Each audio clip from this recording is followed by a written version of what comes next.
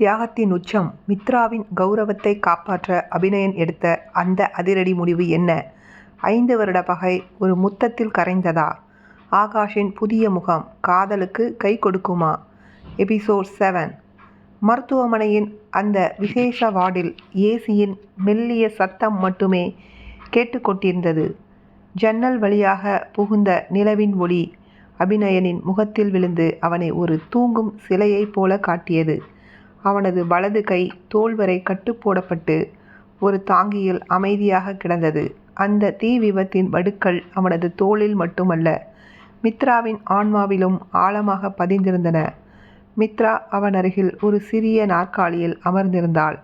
அவளது கண்கள் உறக்கத்தை தழுவ மறுத்தன. ஒவ்வொரு முறை அவன் வலியால் லேசாக முணங்கும் போதும் அவளது இதயம் ஒரு கணம் துடிப்பதை நிறுத்தியது. அவள் மெதுவாக தனது விரல்களால் அவனது இடது கையை பற்றினாள். அந்த தொடுதல் அவளுக்கு ஒரு பெரிய ஆறுதலை தந்தது. ஏன் இப்படி பண்ணீங்க?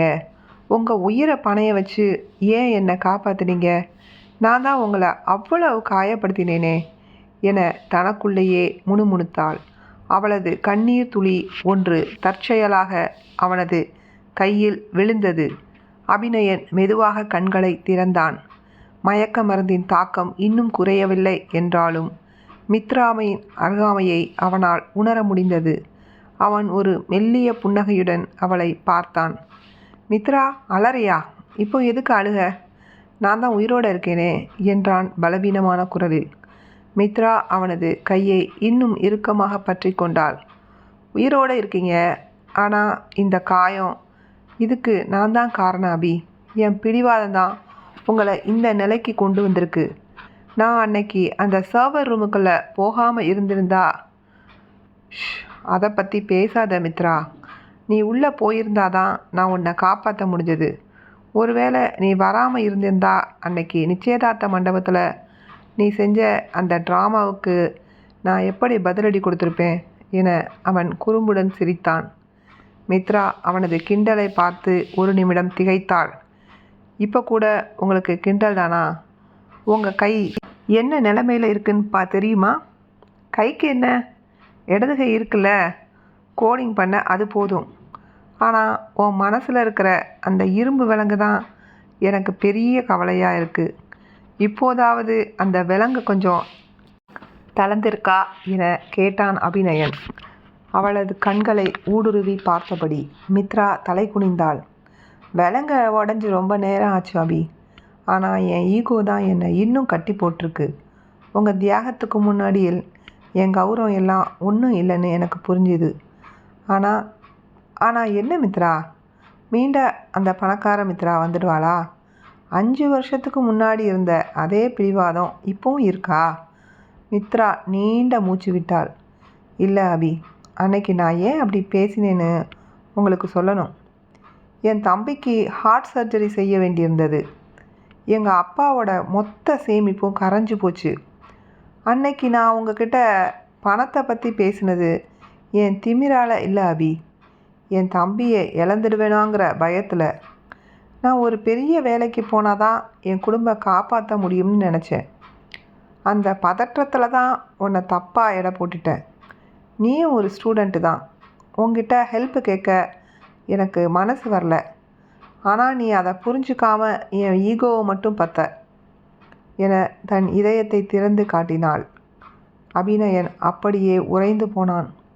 இத்தனை வருடங்களாக அவன் சுமந்து வந்த அந்த வன்மம், அந்த பொறாமை எல்லாம் ஒரு நொடியில் அர்த்தமில்லாமல் போனது.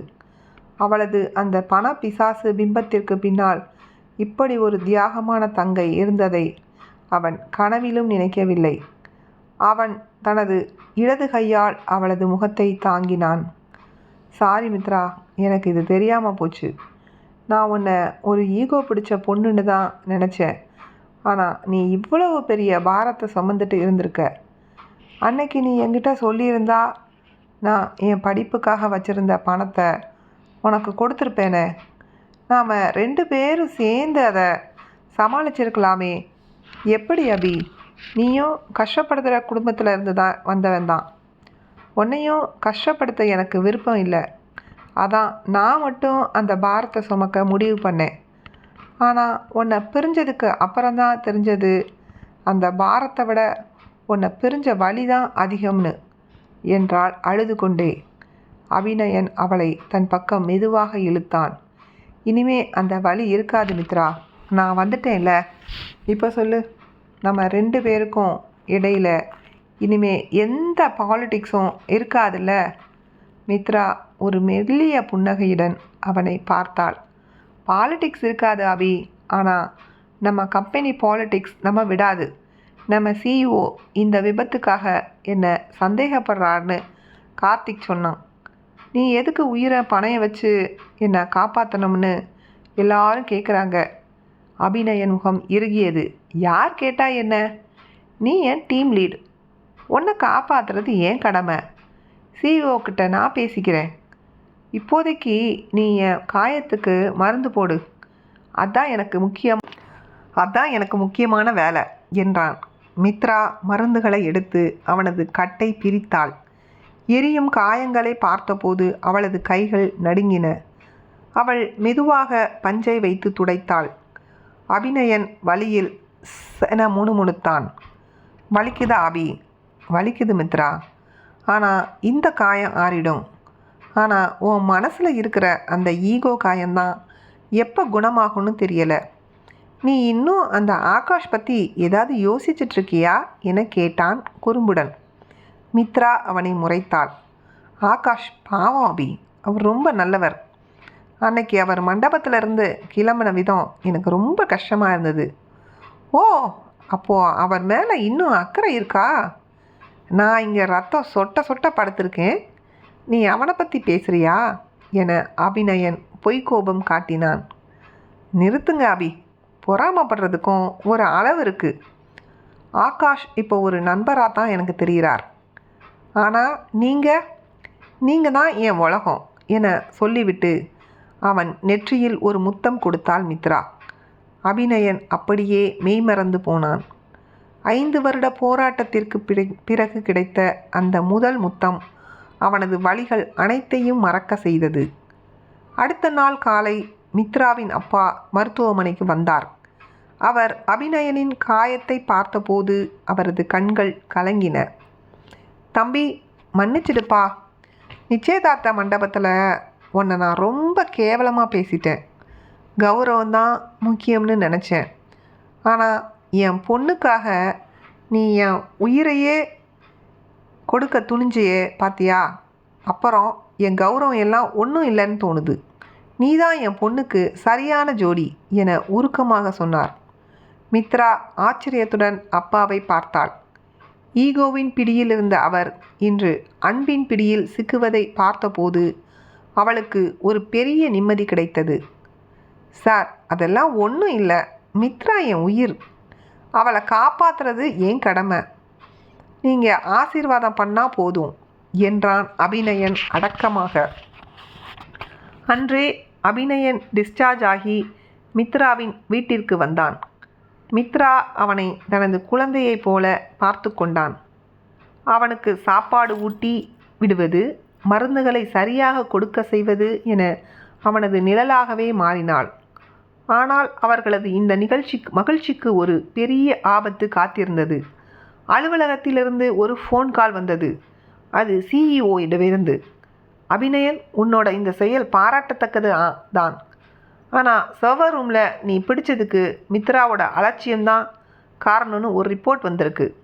ப்ராஜெக்ட் டேட்டா லாஸ் ஆனதுக்கு அவள் தான் பொறுப்பு. அவளை வேலையிலேருந்து நீக்க மேனேஜ்மெண்ட் முடிவு பண்ணியிருக்காங்க என்றார் சிஇஓ. அபிநயன் அதிர்ந்து போனான். சார், அது மித்ராவோட தப்பு இல்லை. அவள் டேட்டாவை சேவ் பண்ணத்தான் உள்ளே போனான். அந்த ஷார்ட் சர்க்கியூட்டுக்கும் அவளுக்கும் எந்த சம்மந்தமும் இல்லை. இருக்கலாம் அபி, ஆனால் ரூல்ஸ் படி அவள் ஒரு தப்பு செஞ்சுருக்கா. நீ அவளோட மேனேஜர், நீ தான் இதுக்கு ஃபைனல் கால் எடுக்கணும். ஒன்று அவளை வேலையிலேருந்து தூக்கு, இல்லைன்னா நீ அந்த பொறுப்பை ஏற்றுக்கிட்டு ராஜினாமா பண்ணு என சிஇஓ ஒரு பெரிய குண்டை தூக்கி போட்டார். அபிநயன் ஃபோனை வைத்தான். அவனது முகம் கவலையில் ஆழ்ந்தது. மித்ரா இதை கவனித்தாள். என்ன ஆச்சு அபி? சிஇஓ என்ன சொன்னார்? அபிநயன் உண்மையை சொல்லத் தயங்கினான். ஒன்றும் இல்லை மித்ரா, ப்ராஜெக்ட் பற்றி பேசினார். நீ கவலைப்படாத, நான் பார்த்துப்பேன். ஆனால் மித்ராவுக்கு தெரியும் அபி ஏதோ மறைக்கிறான் என்று. அவள் அன்று மாலை அலுவலகத்திற்கு சென்றாள். அங்கே கார்த்திக்கை சந்தித்து உண்மையை அறிந்தாள். அபிநயன் தனக்காக தனது கரியரையே பலி கொடுக்கப் போகிறான் என்பது அவளுக்கு புரிந்தது. அவள் நேராக சிஇஓ கேபினுக்கு சென்றாள். சார், அபிநயன் சொன்னது பொய். அந்த தீ விபத்துக்கு நான் தான் முழு பொறுப்பு. எனக்காக அவர் கேரியரை அழிக்காதீங்க, நான் ராஜினாமா பண்ணுறேன் என்றால் உறுதியாக. சிஇஓ அவளை விசித்திரமாக பார்த்தார். நீங்கள் 2 பேரும் ஒருத்தருக்காக ஒருத்தர் தியாகம் பண்ணிட்டு இருக்கீங்க. ஆனால் பிஸ்னஸில் இதுக்கு இடம் இல்லை.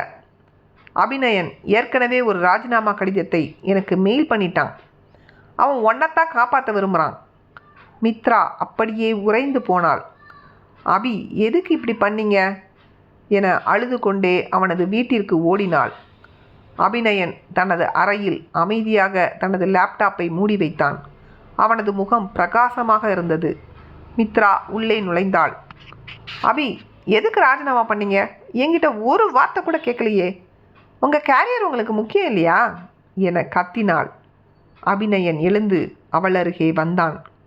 கரியர் முக்கியம்தான் மித்ரா, ஆனால் உன்னை விட முக்கியம் இல்லை. 5 வருஷத்துக்கு முன்னாடி நான் செஞ்ச தப்பை இன்னைக்கு சரி பண்ணியிருக்கேன். அன்னைக்கு நான் உன்னோட அந்த பணப்பேச்சை தப்பாக எடுத்துக்கிட்டு உன்னை விட்டுட்டு போனேன். ஆனால் இன்னைக்கு உன் மேலே பழியை போட்டுட்டு நான் மட்டும் ஆஃபீஸில் இருக்க விரும்பலை. உன்னோட கௌரவம் தான் ஏன் கௌரவம் என்றான் கம்பீரமாக. மித்ரா அவனது மார்பில் சாய்ந்து தேம்பி அழுதாள். இரும்பு விலங்கு இப்போ முழுசாக உடஞ்சி போச்சு அபி. நம்ம காதல் தான் ஜெயிச்சிருக்கு. ஆனால் வேலையில் இருந்துட்டு நாம் எப்படி வாழ போகிறோம்? அபிநயன் சிரித்தான். யார் சொன்னது நாம் வேலையில் இல்லைன்னு? ஆகாஷ் கிட்ட நான் போனேன். அவன் ஒரு புதிய ஸ்டார்ட் அப் ஆரம்பிக்க போகிறான். அங்கே நம்ம 2 பேரையும் பார்ட்னர்களாக வர சொல்கிறான். அங்கே எந்த ஈகோவும் இருக்காது. திறமைக்கு தான் மதிப்பு மித்ரா. ஆச்சரியத்துடன் அவனை பார்த்தாள். ஆகாஷா? அவர் எப்படி? ஆகாஷ் ஒரு ஜென்டில்மேன்னு நான் சொன்னேன்ல. அவனுக்கு நம்ம காதல் புரிஞ்சிருக்கு. அவனுக்கு நம்மளோட அந்த மைக்ரோசாஃபிஸ் ப்ராஜெக்ட் மேலே ஒரு கண் இருக்குது. நாம் 3 பேரும் சேர்ந்து ஒரு புதிய சாம்ராஜ்யத்தை உருவாக்க போகிறோம் என்றான் அபிநயன் உற்சாகமாக. அந்த நொடியில் மித்ராவுக்கு ஒரு விஷயம் புரிந்தது. காதல் என்பது ஒருவரை ஒருவர் கட்டுப்படுத்துவதல்ல, ஒருவரை ஒருவர் உயர்த்துவது. ஈகோ என்பது ஒரு பலவீனம். அதை உடைத்தால்தான் உண்மையான வெற்றியை காண முடியும். அபிநயன் அவளது கையை தன் கைகளுக்கிடையே வைத்து அந்த வைர மோதிரத்தை மெதுவாக அவளது விரலில் அணிவித்தான். அன்னைக்கு மண்டபத்தில் போட முடியாமல் போனது இன்னைக்கு நம்ம வாழ்க்கையோட புதிய அத்தியாயத்தில் போடுறேன். இப்போ சொல்லு மித்ரா, நீ என் விலங்கா இல்லை என் காதலா? மித்ரா அவனது கண்களை பார்த்து புன்னகைத்தாள். நான் உங்கள் இதயம் கோர்த்த காதலி அபி. இனிமே நாம் 2 பேரும் ஒரே ப்ராஜெக்டில் ஒரே லைஃப்பில் சின்ஹரனைசேஷன் ஆயிட்டோம் என்றாள். வெளியே மழை பெய்து ஓய்ந்திருந்தது. ஒரு அழகான வானில் தோன்றி அவர்களின் புதிய வாழ்க்கையை வாழ்த்துவது போல தெரிந்தது. காதலும் ஈகோவும் மோதி இறுதியில் காதல் மட்டுமே அங்கே எஞ்சி நின்றது.